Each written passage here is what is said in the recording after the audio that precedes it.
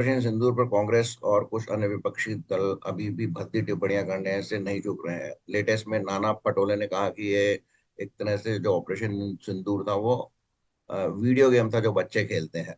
और उन्होंने ये भी कहा कि उन आतंकवादियों को अब तक क्यों नहीं पकड़ा गया। वो 4 आतंकवादियों पर ही शायद कांग्रेस की जो कैसेट है वो अटकी हुई है। इसके अलावा उन्होंने एक और बात कही कि अमेरिका ने दोनों देशों को धमकी दी कि हम आपका व्यापार रोक देंगे। तो ये थोड़ा कांग्रेस की जो और राहुल गांधी की जो सोच है उससे थोड़ा हटके है, क्योंकि राहुल गांधी ने ये नहीं कहा था कि पाकिस्तान को भी धमकी दी गई थी। तो इस तरह से ये थोड़ा डाइवर्शन है राहुल गांधी से। पता नहीं राहुल गांधी और कांग्रेस की क्या रिएक्शन आएगी इस पर। तो पहले मैं आपको सुनाता हूँ जो नाना पटोले ने कहा, उन्होंने हिंदी में कहा और उसको शानदार अंग्रेजी में कुछ शशि थरूर थरूर से वोकेबलरी लेकर शायना एनसी जो कि वर्तमान में शिवसेना की एमएलए है, पूर्व में वो बीजेपी के साथ थी, तो उन्होंने कहा क्या कहा।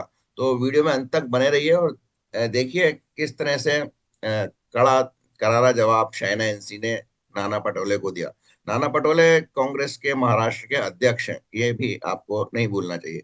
तो एंजॉय कीजिए और मेरे इस चैनल को सब्सक्राइब अवश्य कीजिए। धन्यवाद।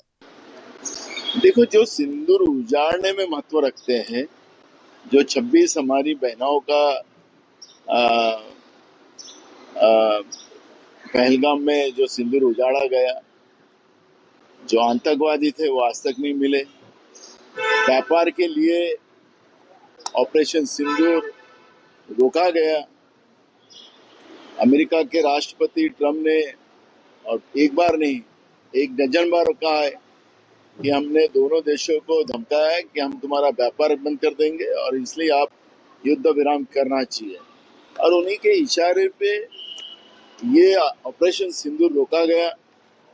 विदेश मंत्री ने जो वक्तव्य किया उसमें भी एक बात स्पष्ट हुई कि पहले पाकिस्तान को बताया गया कि हम कौन से जगह में टारगेट कर रहे हैं, वहां से आपके लोगों को हटा दो। तो इसका मतलब है कि कंप्यूटरों में जो छोटे बच्चे गेम खेलते हैं वो गेम खेला गया, और जो आतंकवादियों ने हमारी बहनों का सिंदूर छीना था उनके बारे में देश के प्रधानमंत्री ने क्यों नहीं बात रखी, ये भी सवाल देश की जनता के सामने है। और इसलिए ममता दीदी ने जो बात कही है और उसके बारे में आज भी देश की जनता में Only a low mindset and a low thought process like that of Nana Patole can suggest that Operation Sindoor was a video game. This is not the first time that Nana Patole has been part of a controversy. He is controversy's child. Making preposterous comments, false narratives has been the game plan of the Congress party. Every time they see the Bihar election coming where they're going to lose, they deflect. Every time they see that they're not able to hold ground, they cast aspersions on the Election Commission. And here the lowest of low, where Nana Patole targets Operation Sindoor. Operation Sindoor was a concerted effort of the government of India to eliminate terror in hubs like Mudrike and Bahawalpur, where there was Jaish-e-Mohammed and Lashkar-e-Toiba.